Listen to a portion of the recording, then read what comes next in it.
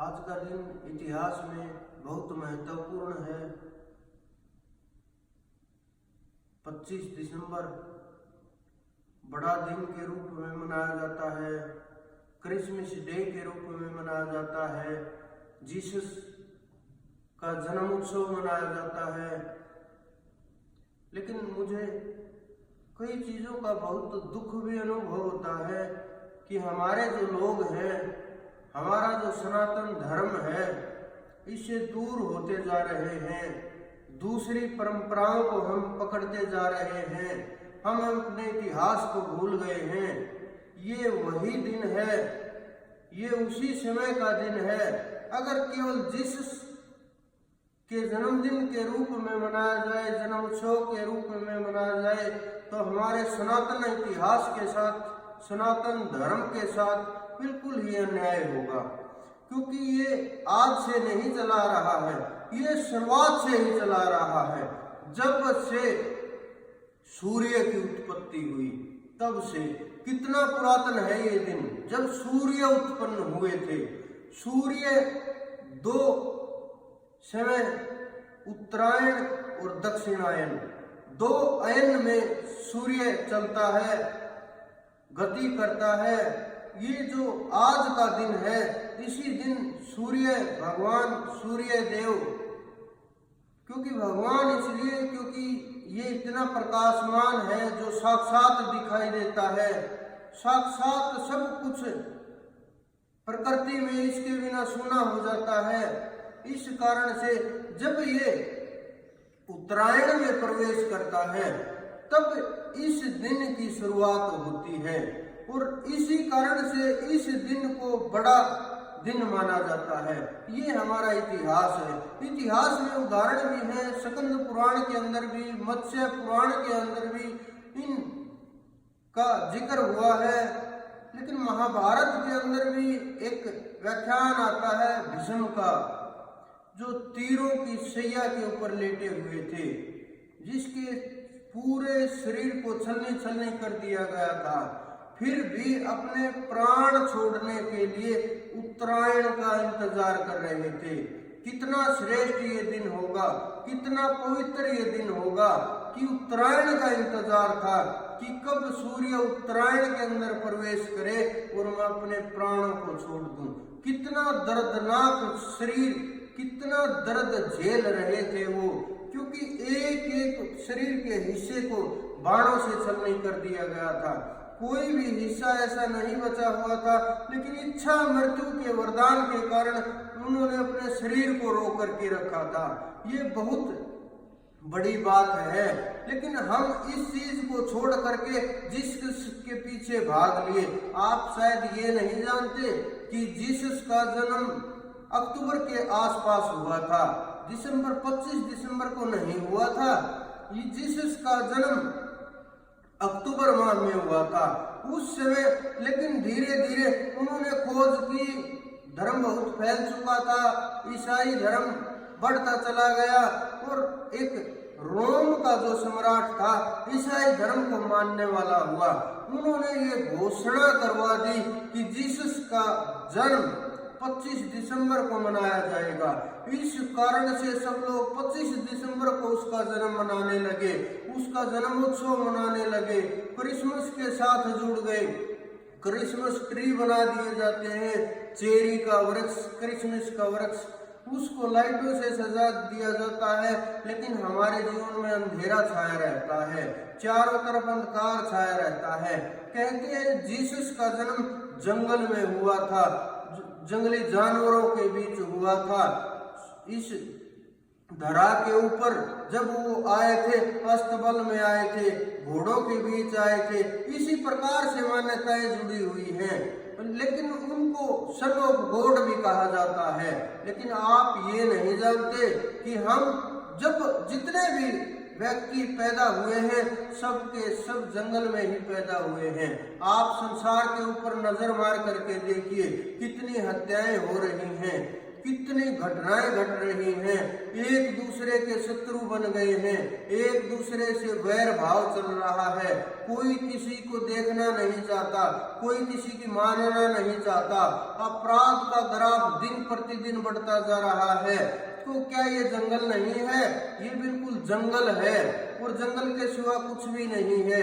क्या आप लोग उस सन ऑफ गॉड, क्या आप लोग उस परमात्मा के पुत्र नहीं हैं? क्या वो अलग थे? अलग उनके अंदर कुछ भी नहीं था, बस हमने मान लिया कि वो अलग थे।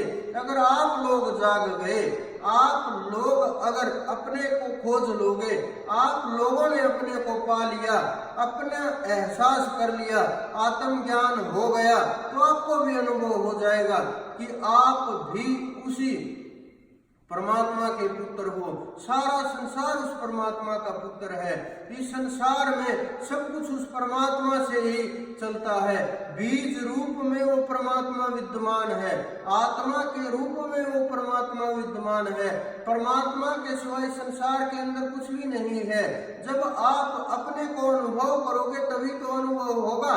लेकिन हम एक दूसरे को इसी प्रकार से देखते रहते हैं, हम अपने को भूलते जा रहे हैं, दूसरे के धर्मों की ओर बढ़ते जा रहे हैं। अच्छा है, मनाना चाहिए, लेकिन अपने इतिहास को भी खोजना चाहिए।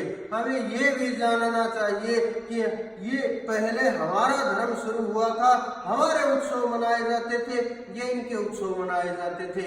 पहले हमारे उत्सव मनाए जाते थे, लेकिन धीरे धीरे इन्होंने हमारे देखा कि सब लोग इसी दिन को बड़ा मान करके मनाते हैं, तो इसी दिन की घोषणा कर दी जाए और उसी को घोषित करवा दिया गया और इतिहास के साथ बदलाव होता चला गया।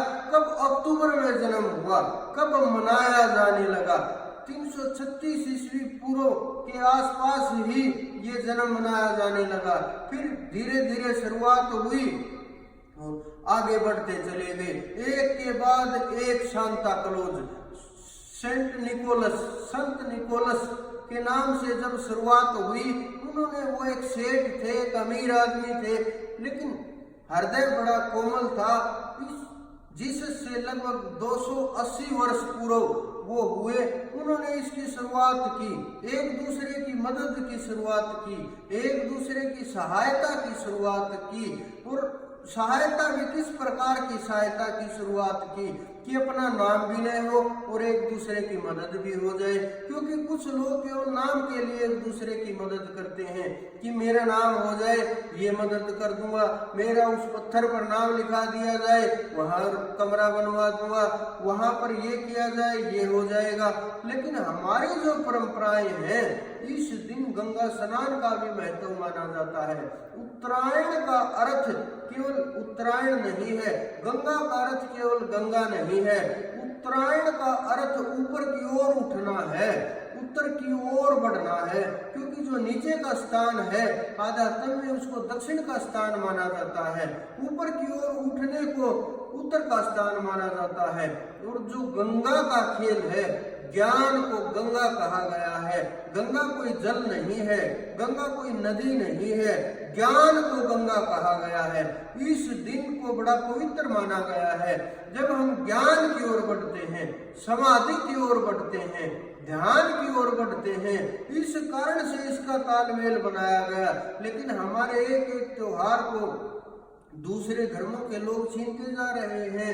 इसी प्रकार से ईसाइयों ने हमसे ये इतना पुराना त्योहार छीन लिया और बिल्कुल क्रिसमस की बधाइयां देते रहते हैं।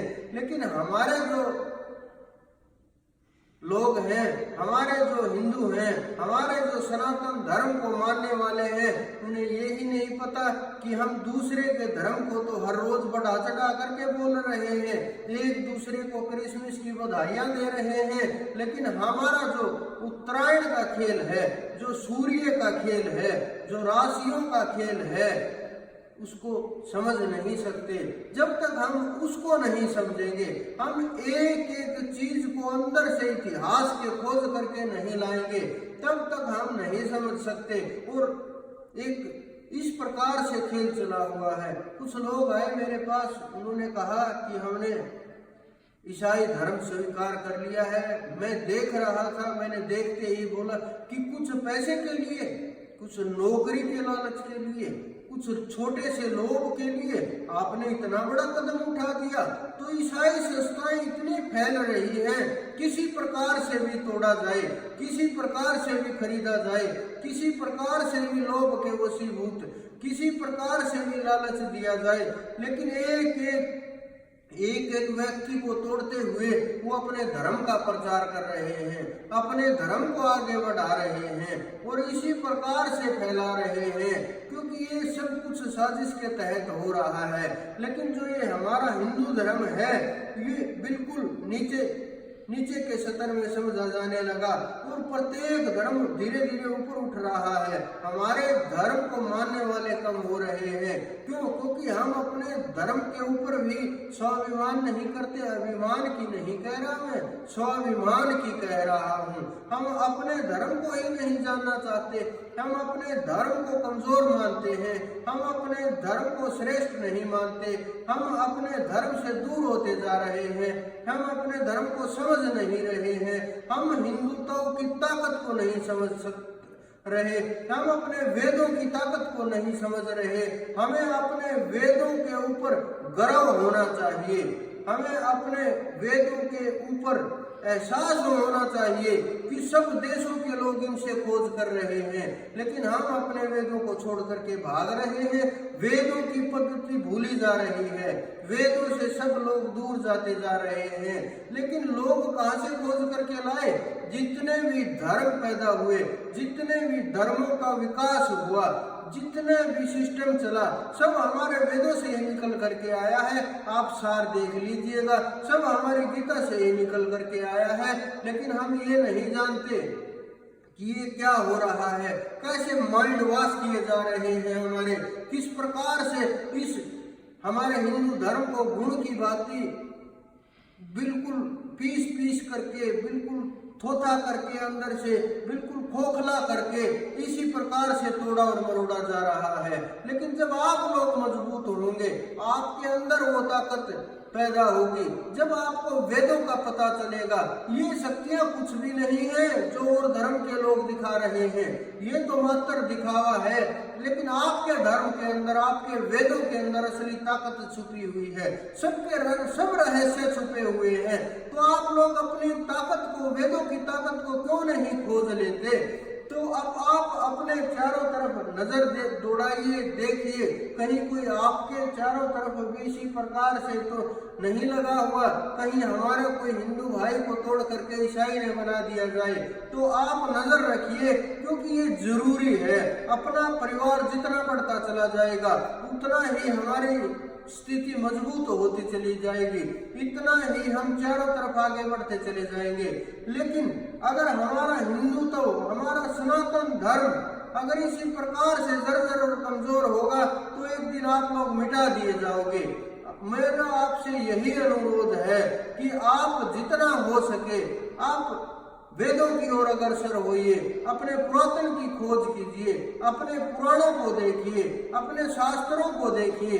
और जब तक आप अपने शास्त्रों से खोज करके सार नहीं लेकर के आएंगे, तब तक आपको कैसे पता चलेगा कि आप लोग कौन हैं, कहां से आए हैं, आपके पूर्वज कौन थे, कितने ताकतवर थे, कैसे ये सब कुछ रचना कर दी गई, कैसे लिख दिया गया। हम अपने पूर्वजों को भूल करके दूसरों को बधाइयां देने के ऊपर लगे हुए हैं। केवल क्रिसमस करने से आपका कल्याण नहीं होगा, आपका कल्याण तो ओंकार से होगा, आपका कल्याण तो वेदों से होगा, आपका कल्याण तो गीता की वाणी से होगा। आप अपने पुरातन की ओर बढ़िए और ध्यान कीजिए और खोज कीजिए एक एक शब्द की। और जो मैं ये बोल रहा हूँ, बिल्कुल एक एक शब्द खोज करके बोल रहा हूँ, तो आप भी खोज कीजिए और इस खोज में आप लोग हमारा साथ दीजिए, क्योंकि मैं बड़ा मुश्किल से ये समय निकाल करके आपके बीच आ रहा हूँ, क्योंकि एक एक पल बहुत कीमती है आपके लिए। हम जानते हैं ये श्वास कभी भी जा सकती है। हम उससे पहले जो हम कार्य करने के लिए आए हैं, हम चाहते हैं वो कार्य पूरा हो और हम आप लोग इस कार्य में हमारा साथ दें। बस आपने इतना कीमती समय दिया हमें, उसके लिए आप सब लोगों का, हमारी पूरी टीम का, हमारे पूरे गोविंद धाम परिवार की ओर से आपको इस सूर्य उत्तरायण में प्रवेश करने की बधाई और आप सबका बहुत बहुत धन्यवाद।